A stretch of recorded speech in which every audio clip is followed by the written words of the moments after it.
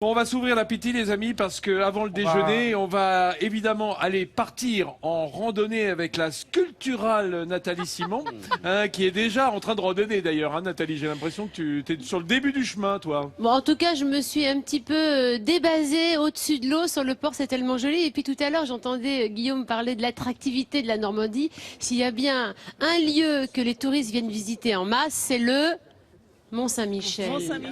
Évidemment, le Mont-Saint-Michel, vous le savez. Moi, ce que je vous propose, c'est d'y aller au Mont-Saint-Michel, mais à pied, sans vos chaussures, pieds nus. Et là, c'est une véritable aventure que vous allez vivre. Vous allez marcher à travers les prés salés, ça va chatouiller vos orteils. Ensuite, vous allez penser à toutes ces rivières qui se gonflent d'eau quand la marée remonte. Et là, on a un petit peu les chocottes parce que ça peut être une vraie aventure. Et puis, les sables mouvants, la vase, tout ça, c'est des sensations assez incroyables jusqu'à arriver à la merveille des merveilles avec le sable qui se transforme en petites vaguelettes sous les pieds. Évidemment, tout ça, on ne le fait pas seul. Et je vous propose de faire cette traversée jusqu'à la merveille avec Romain, guide de la baie. C'est parti pour l'aventure.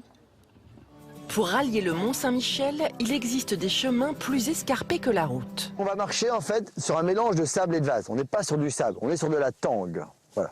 Mais la tangue, selon les endroits où l'on passe, elle est plus argileuse, vaseuse, sablonneuse, lisse, granuleuse, ondulée. Et en fait, ça a la particularité de rester autant collé à vos pieds que Tanguy à sa famille.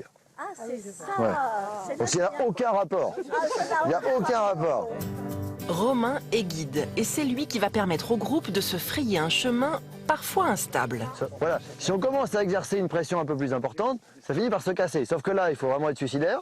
Donc quand vous allez sentir que le sol commence vraiment à se fragiliser, qu'est-ce qu'il faut faire? S'étaler et pas rester en file indienne et continuer à avancer sans s'arrêter. Parce que si vous restez sur place, vous continuez à vous enliser. À chaque marée, la baie change et le chemin aussi, ce qui rend la randonnée unique. C'est pour ça que la baie peut être dangereuse, parce qu'on ne peut rien cartographier, rien baliser. On ne sait jamais où on va réellement passer. On n'agit que par lecture de paysage. Si on n'est pas capable, entre guillemets, visuellement de savoir où on va mettre les pieds, ça peut être plus ou moins dangereux.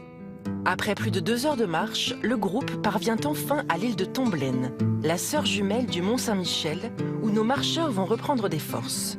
Mais la vraie raison pour laquelle Romain les a conduits ici, c'est parce qu'il tient à leur faire comprendre ce qui fait vraiment l'âme de la baie. Le passage obligé qu'il y a à effectuer pour rejoindre Tomblaine correspond totalement à ce que devaient faire tous les gens, et donc bien sûr les pèlerins qui venaient rejoindre le mont. Et pourquoi sont-ils venus plus nombreux prier Saint-Michel ici qu'ailleurs? Parce que c'était isolé, parce que ça se méritait. Alors pour ne pas démériter et surtout ne pas se faire rattraper par la marée, il faut repartir. Encore 3 km d'effort pour atteindre le Mont-Saint-Michel. Et effectivement, ça se mérite. C'est avec de l'eau jusqu'aux genoux que s'achève la dernière étape de la traversée. Enfin, il est là, majestueux, immense et grandiose. C'est comme un phare pour la baie. C'est quelque chose qui nous attire peut-être et qui nous interpelle. Pour Romain et son groupe, il est temps de rebrousser chemin. Il ne faut pas traîner, la mer envahira bientôt la baie du Mont-Saint-Michel. Une fois encore, elle change de visage, mais elle restera toujours l'un des lieux les plus magiques de France. C'est vrai, quand on voit ces images, on n'a qu'une envie, c'est d'enlever ses chaussures et de partir au Mont-Saint-Michel. Ça donne envie. Ça donne envie. Ça donne envie. Est-ce que, Karl, est-ce que tu connais ce principe justement des sentiers pieds nus? Bien sûr, je le pratique tous les samedis matins. C'est vrai? Oui, un de mes trucs, c'est le sentier pieds nus. De 6h à 8h. Bien sûr. Alors, tu sais que c'est un médecin, Ça me fait un bien médecin qui a inventé ça dans les années 90. C'est un petit peu le principe des parcours santé avec des obstacles. Là, en l'occurrence, les sentiers pieds nus, c'est des sentiers évidemment que vous allez faire déchausser et puis vous allez avoir des sensations différentes selon le lieu. Là, on voit, on est soit sur de la terre, soit sur des petits cailloux, etc.